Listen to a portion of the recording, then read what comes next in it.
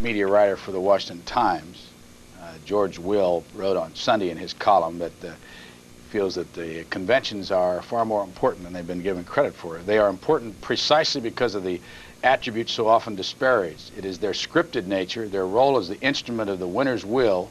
They deserve close scrutiny because they express in a small space and short span the nominee's strategic thinking and tactical deftness.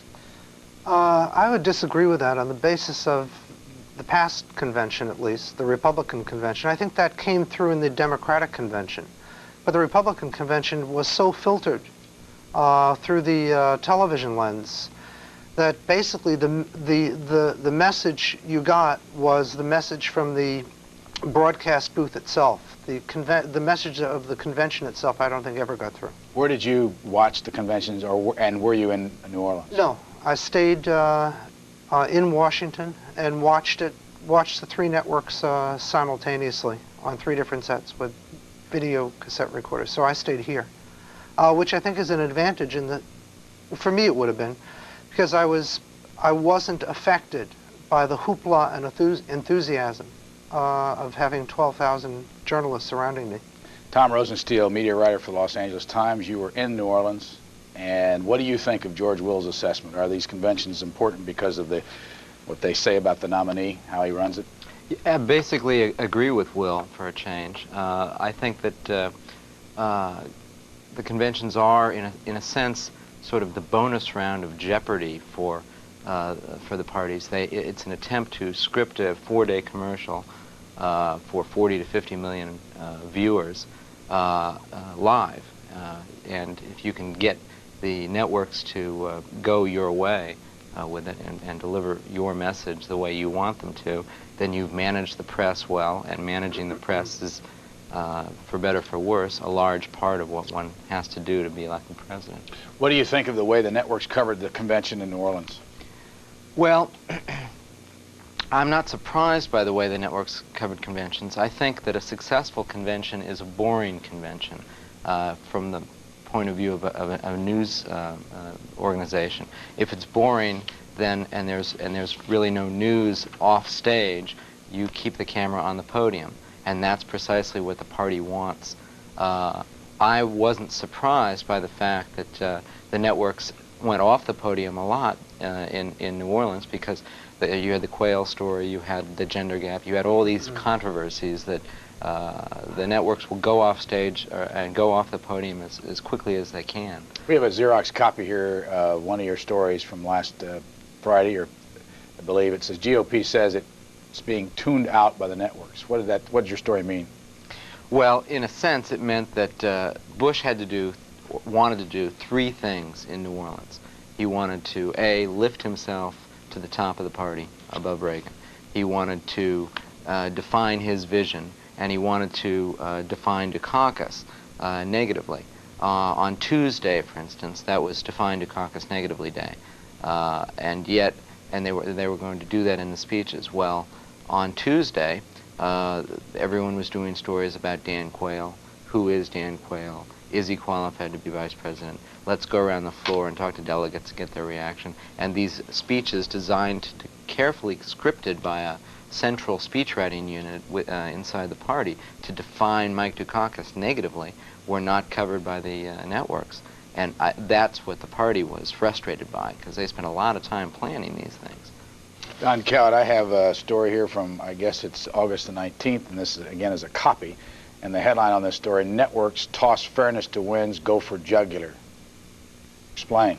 My feeling was that the moment the Dan Quayle announcement was made, the networks basically went crazy. This guy was an outsider. They had all, I think, maybe unconsciously, maybe not unconsciously, they had either expected or wanted Dole, whom they know, a player who they know. They didn't know Quayle. From the moment this guy was selected as the nominee, he was a lightweight, he was inexperienced, he was born with a silver spoon in his mouth. When this crescendo built up to when the time that the National Guard incident came, they went really haywire. I mean, I think the coverage was just atrocious. Talk about, you know, the media wasn't it wasn't the messenger, it became the message. This story was pursued and overkilled to the point of, you know, it nearly, from my perspective, became a witch hunt. Tom? Well, a couple of things. I'm not sure who the networks wanted. I'm not sure the networks wanted anyone, but I think that journalists if you get 13,000 journalists together in one place, what happens is you get competitive juices flowing into all the glands, and as James Baker put it, what you want to do with a vice presidential choice, if he can't help you, at least he shouldn't hurt you. Bush knows the rules of the game, and you try and pick someone who is impeccable. I think while things are intensified in the 4-day crush of a convention, because you've got all that press there, this controversy over Quayle would have come up anyway over a slightly longer period of time, because it raises questions that need to be answered. Let me ask you a question. Why has there been virtually no coverage? This is what's troubled me more than the coverage of Quayle. Why has there been virtually no coverage of some problems Benson has? For example, in Friday's Washington Post, there was a story that said that Senator Benson had steered his son toward a $250,000 loan from his own blind trust. And according to the Post, this might violate the ethics of government law. Since that story ran, I have not seen it air on television at all. When you combine this with Benson's problem last year with lobbyists, you know, asking lobbyists to pay $10,000 a pop to sit down and have breakfast with him, this raises, in my mind, a far more serious question. You know, this guy was 66, not 22. And I don't understand why the press does not think this is a story. It seems to me a case of skewed values. Well, I don't know how you can say that the press doesn't think it's a story when it appeared in the Washington Post. Yeah, I know. Well, that's the. But where's the PAC effect?